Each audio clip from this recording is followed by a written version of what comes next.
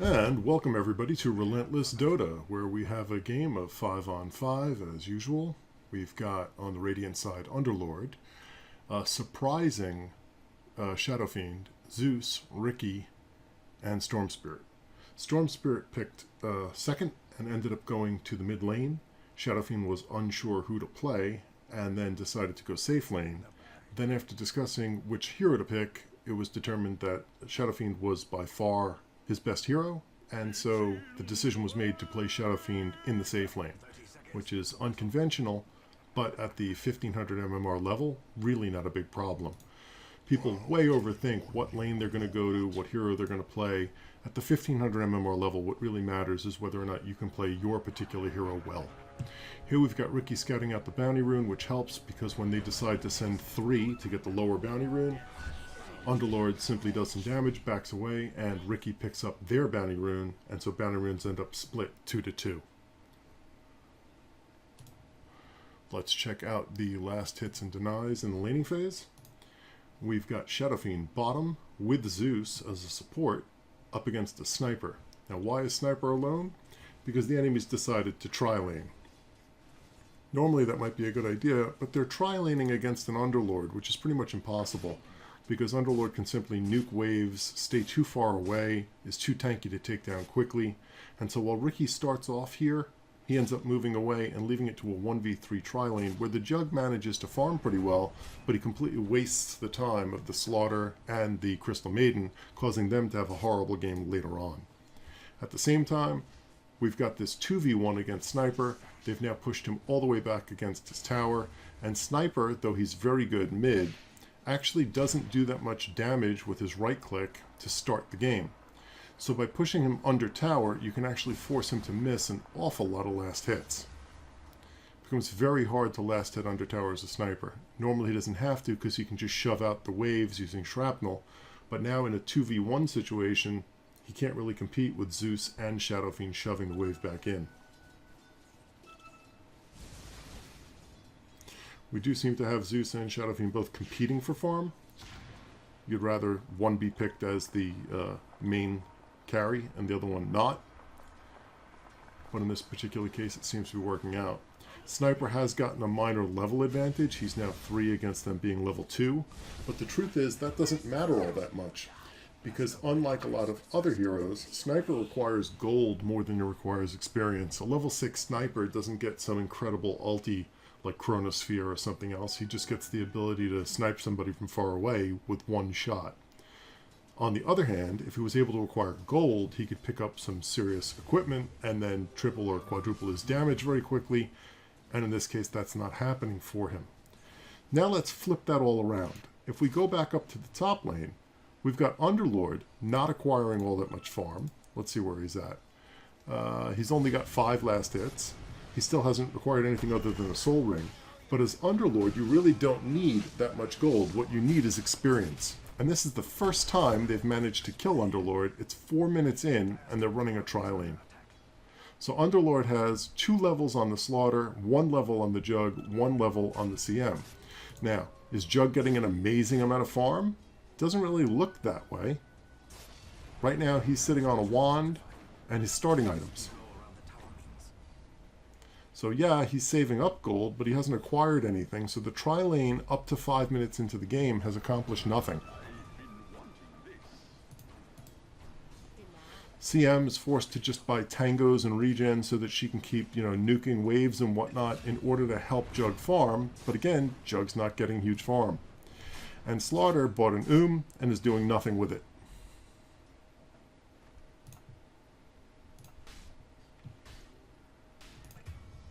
Switching over to the mid lane, we've got Storm Spirit at level 5. He's got 16 and 4, whereas Medusa's only 12 and 2. So Storm is winning the lane and has already forced Medusa back more than once and gotten a kill more than once. Now that would make you question, why would they still be running a tri-lane when they're losing bottom and mid?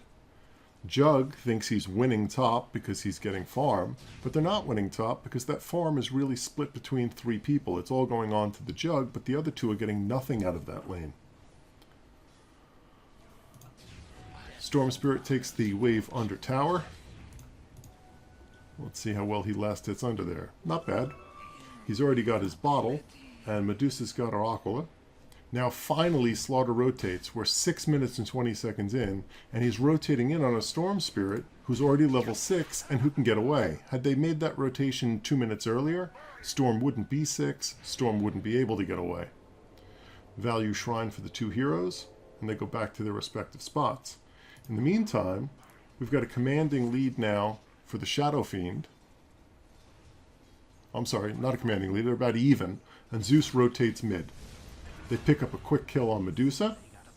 Shadowfiend is allowed to 1v1. Slaughter finally rotates down to the bottom. And again, because Shadowfiend is 6 already, they're not going to get this kill probably. Zeus comes back in, and you get a return kill from the tower. Sniper's also definitely not a very good player. He didn't even snipe the Shadowfiend, which he could have done. It's now off cooldown. He's not assassinating anybody. And he's pushing the wave in. That allows Zeus to farm and catch up. Zeus just pulls it past the tower. Shadowfiend salves. And they're right back at it. Slaughter's now roaming, sure, but when he roams, what does he have to roam with? He's level 3. He's got an and he's now carrying Dust. I don't know why. Maybe he thinks he's going to gank Ricky somehow. Underlord's holding back the wave, now at level 6 as well. And he's now a level up on the Juggernaut, even though he's been 1v3. So they've completely failed to zone the Underlord, at least from the experience. And Underlord's now actually starting to pressure a little bit. Ricky shows up so he knows he has help. And with his root, he's able to completely wreck their ability to last hit that entire wave. Let's switch over and check net worth. And we can see, yes, Jug is top of the net worth. Pretty good. Your Safelane Jug is top of the net worth. But is he really doing that well? If you take a look at the bottom of the net worth, you're going to see that's his 2 trilane partners. CM at only 1,800 and Slaughter at only 1,700 net worth. So he's completely cannibalizing them. And for what? He's got a 800 gold lead.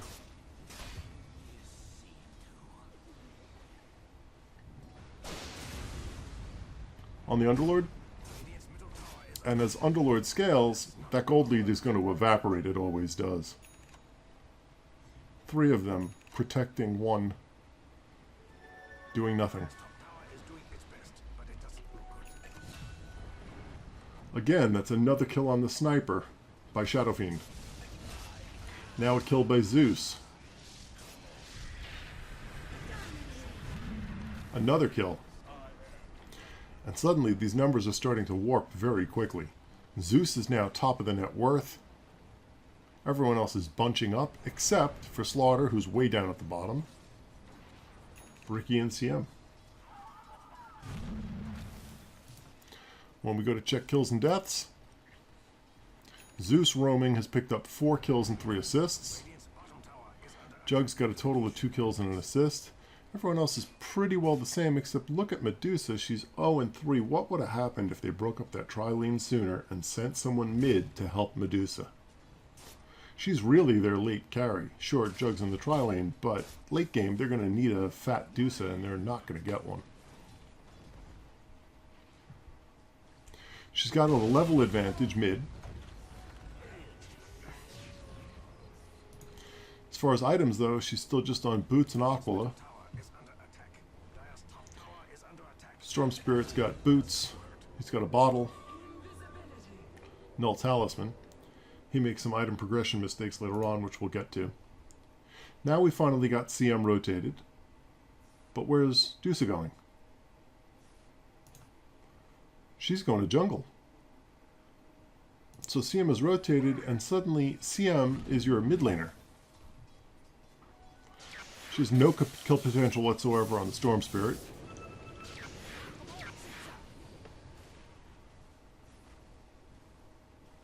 He got a little greedy. Baited out her ult, which went for nothing. Storm Spirit is going to bottle up.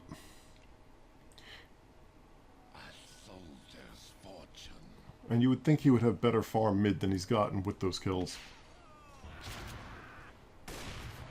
Taking bad fights, running in, getting near their shrine. This is a comedy of errors, but Storm Spirit still gets close to the kill. Finally, they pick it up with Ricky's help. CM runs in. She's way too far forward. Ricky picks her off. SF shows up. It's a party, and there goes Sniper. Meanwhile, Jug still up in the top lane. So let's go back and check his net worth. Jug thinks he's winning. Why does Jug think he's winning? He's got a 4,500 net worth. But let's take a look at what's happened. His team is losing 13-6. His supports are way down at the bottom in terms of farm. And Underlord has closed the gap to the point where he is now 200 gold behind Jug. 200 gold after being tri-laned at 15 minutes. He's 200 gold back. They're now trading farm where Jug is just spinning the wave. Underlord is nuking the wave, pulling it back, and then killing things off. When we go mid, Ricky doing what Ricky does, Storm Spirit helping out, and now we've got Adusa forced to use her ultimate. Can they get the kill? They could have if this was 5 minutes ago. They overextend forward, but the shrine's been used, so they have a shot at getting him now. Storm Spirit's still trying to get out. It's going to be close. He does get taken down, but now there's 3 people chasing down CM. Zeus pulls in another kill. While that was all happening, Underlord went in, finally got his Meteor Hammer, and managed to take 95% of their tower. So with that tri-lane, did they achieve an objective? No. They never even touched the tower. It has all 1,600 hit points after tri-laning for the entire start of the game. Underlord goes too far forward. Very easy kill. But now as his team shows up, it's pick-off time. Sniper gets dropped. Medusa's forced to ult again. And once again, look, she's ulting one person, and she's doing it defensively.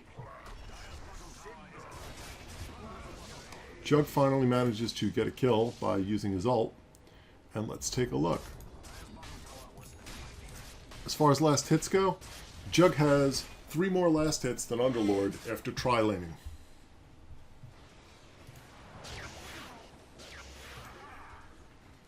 And Jug's been in on 3 kills, 2 deaths, and 2 assists, so his KDA is garbage. Meanwhile, Underlord 1, 2, and 4. They're practically even at 18 minutes into the game after tri-laning, and he's ruined Slaughter, who's now gone 0-5. Medusa was left to go 1-3. And the rest of the Radiant team has all started to pull ahead rather quickly. They've got a 2k net worth advantage at this point. As far as items go, let's take a look. We've got Storm Spirit, who has picked up a Kaya now. That's his first item. He should then immediately go into a Bloodstone, but he doesn't. Ricky's still underfarmed, but it really doesn't matter that much. They are taking bad fights once again, though, diving under tower against 3. And still pulling off kills.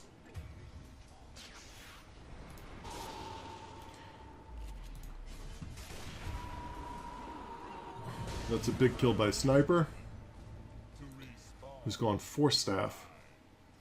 It's an odd choice. You would have thought he'd go Shadowblade at that point in the game, with no detection really on the other team.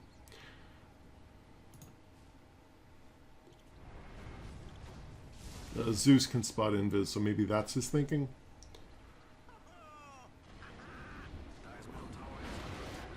Underlord's got a Meteor Hammer, and he's now taking a tower. And again, that's more objectively than Jug has done all game after benefiting from a tri-lane.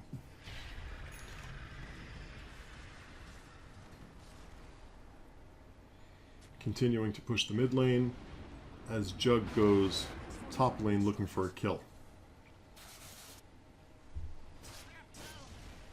He's chasing Shadowfiend, who jukes the hell out of him, runs into the woods. And Jug again thinks he's winning because he's farming well by himself. Meanwhile, his mid tower is being threatened.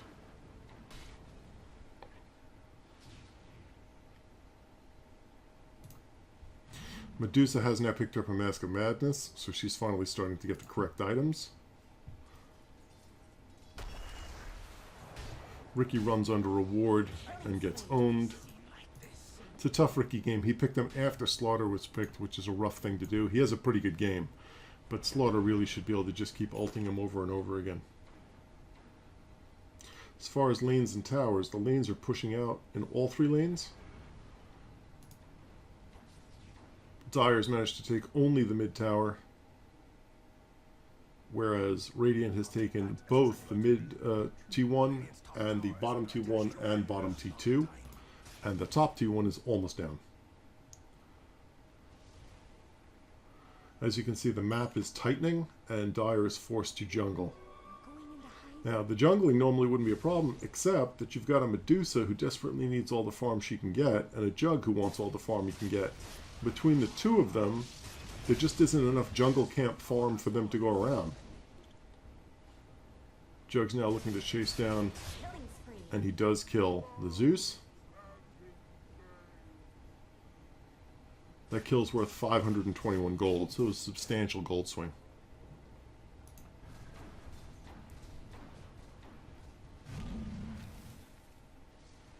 At the same time, the lanes are continuing to push, so there's no objective that they can take off of that. Now we're 23 minutes in, and Sniper has started to complain, yelling about his support.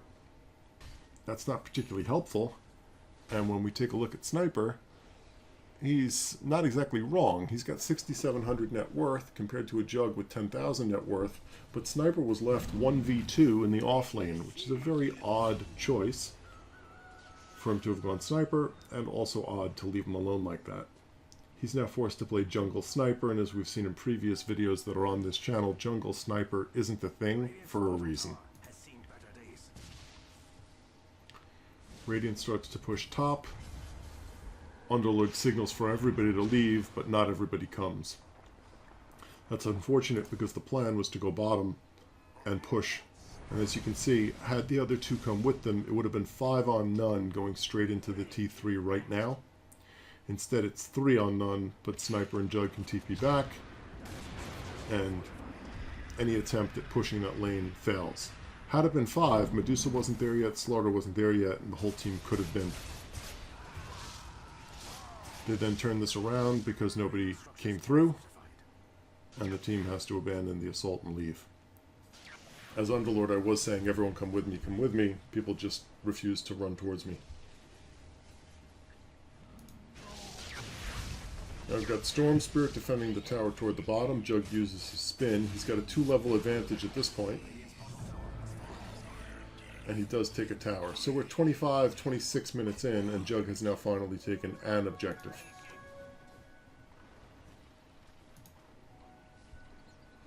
Some shenanigans around Roche. But with Ricky inside the pit, there's no way for them to make any kind of silent moves.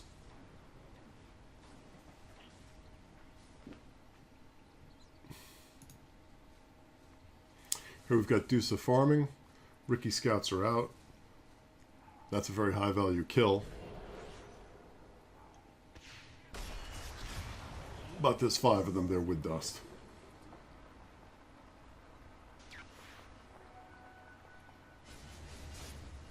Inadvisable attack by Ricky. He's not going to kill 5 people at the shrine. That's a Wesley Snipes and Blade sort of move where you just, supernaturally kill everybody, but it's just not going to happen in Dota. Now they start to push top. Underlord reacts to defend. There are 3 there. 2 coming to defend.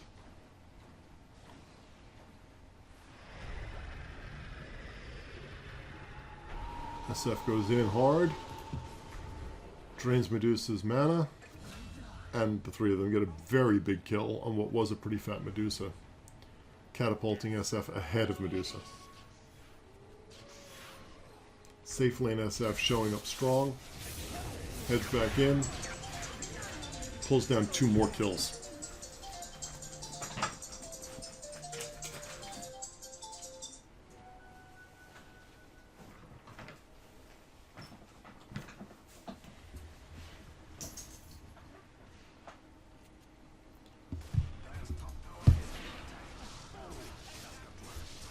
failed attempt to take the top tower.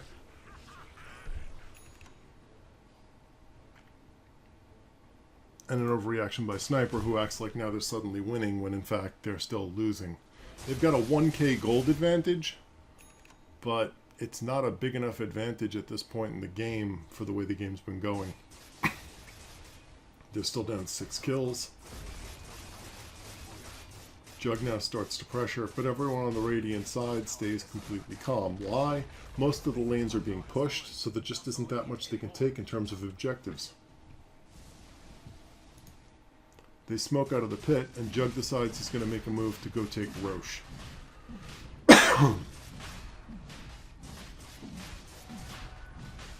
He's taking it fairly quickly.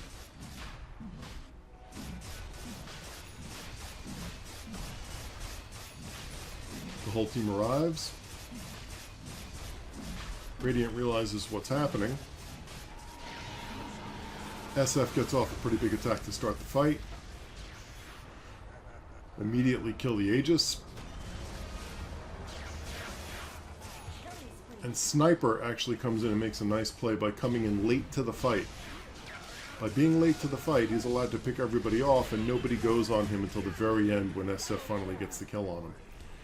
At this point, the conversation on the Radiant side was discussion of what to do about Sniper in teamfights, and the determination was made that Storm Spirit would hang back when teamfights start rather than initiating, and then use that opportunity to find and kill Sniper wherever he is on the map. Jug now starts pushing in pretty hard. He's got a 17k net worth. Ricky shows up to defend the tower, and Jug is forced back.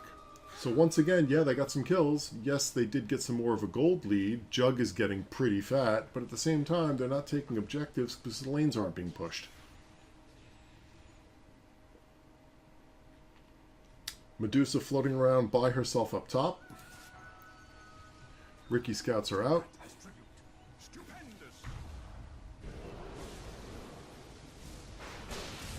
And Zeus comes in with the ult for the kill.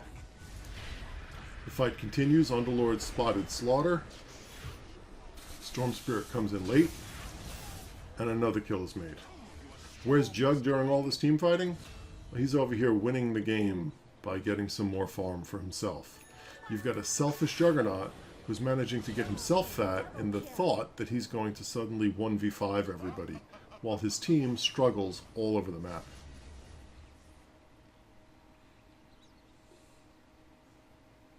One v5 Jug, continuing to farm. Yes, he's level 25 and good for him. Meanwhile, he's losing his mid and top tower. He comes in and gets a deny, does nothing to defend, and meanwhile loses his top as well, because what was he doing? He was farming.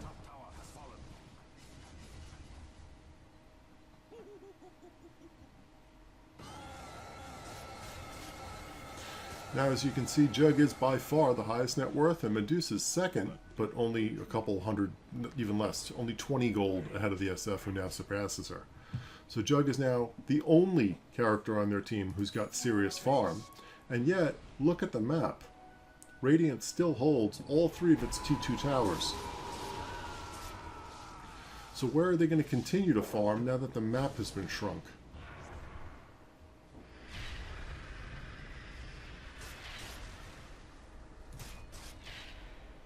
Jug went Diffusal, Monkey King Bar, and Battle Fury.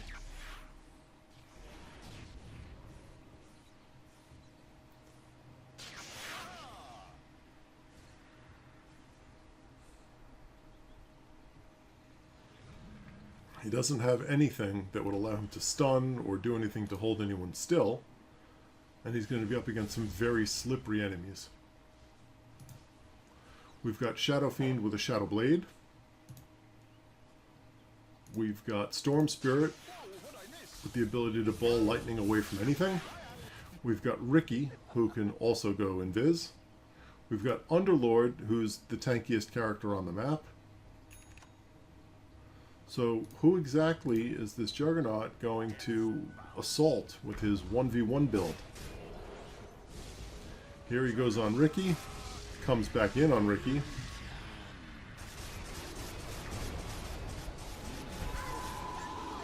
and gets owned. No survivability items, no lockdown items, nothing. His team gets scouted out. Storm Spirit with a nice plan to the back lines with Ricky providing vision. And suddenly that's a 3-man kill. Medusa does continue to push the map bottom.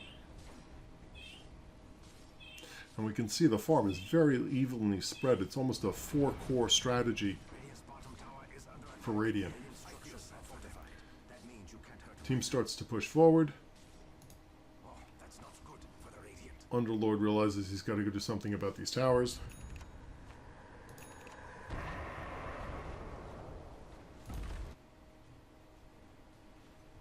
And the game continues.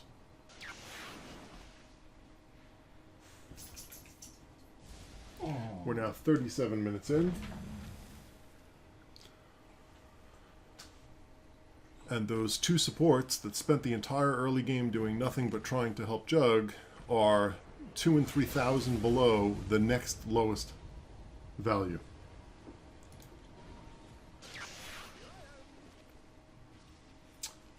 Probably partly for that reason, Slaughter's dead again. Ricky now scouts everybody out.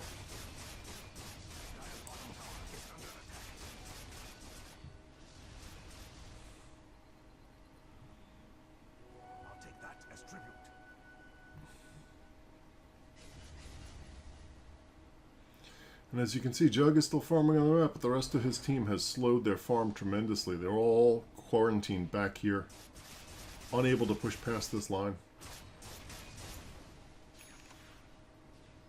There just isn't that much farm for them to get. They're going camp to camp and finding camps that have already been taken. Underlord way out of position here, running down mid lane, was attempting to ward, but still that's no excuse. He should never have just run that far forward when no one is showing on the map. That was just a bad mistake.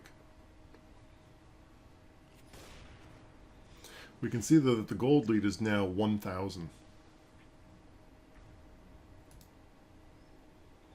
Here's the difference in net worth, which dropped quite a bit, and they've recovered. The difference in experience. As far as win percentage, it's still showing Radiant the entire game with the opportunity to win the game. When we go to check Euro levels, we're going to find something interesting. Yes, Jug is 25, followed by a bunch of 23s and 22s with a 17 Slaughter. Now Jug dies.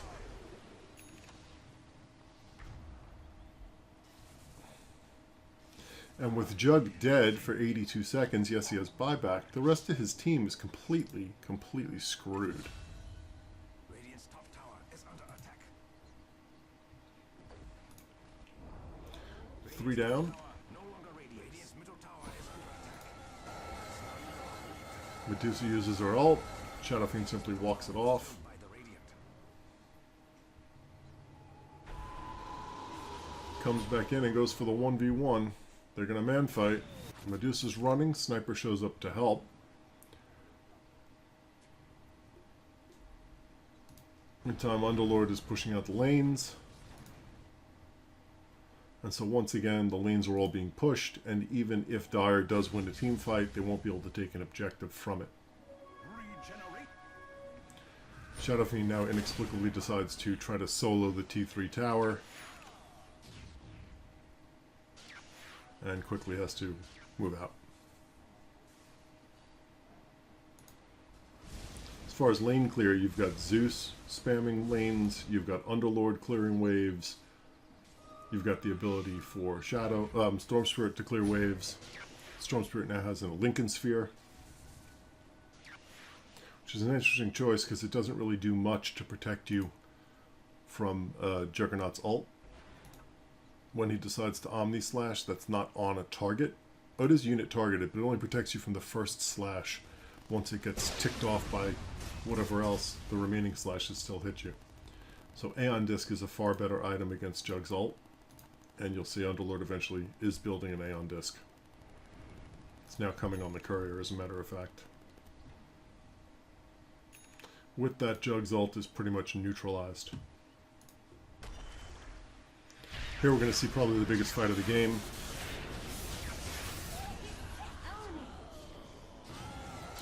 We've got Medusa pulling people away. The buybacks are coming from Juggernaut and from Slaughter. They TP into their shrine. Juggernaut picks up a kill. And here's his Omni Slash, which triggers Underlord's Aeon Disc that just came, causing almost 0 damage to the Underlord.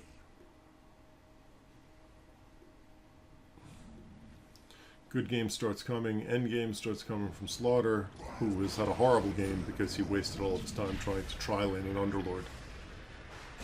This is going to be a kill on the CM, and towers are going to start dropping.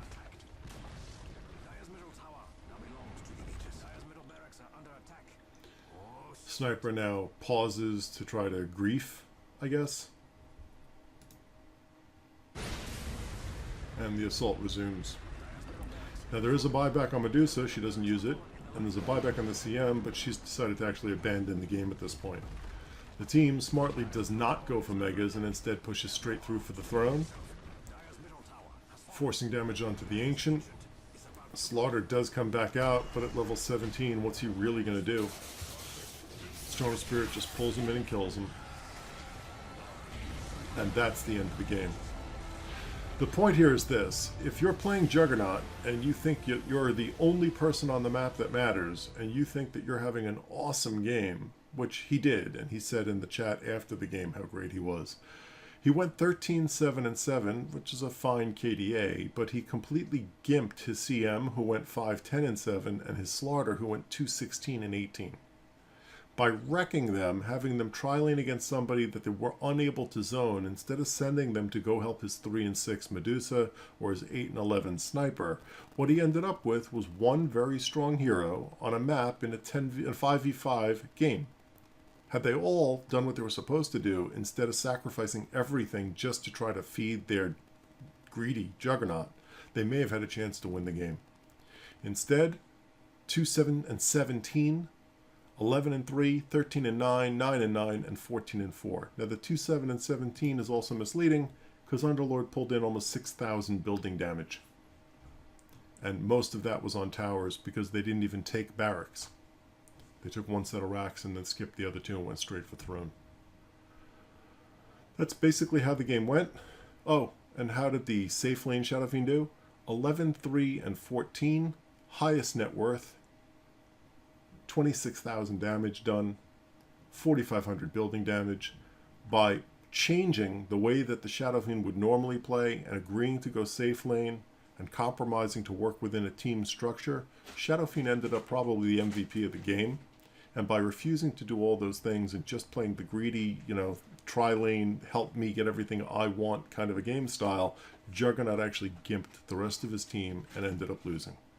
Thanks for watching. We'll see you again next time on Relentless Games.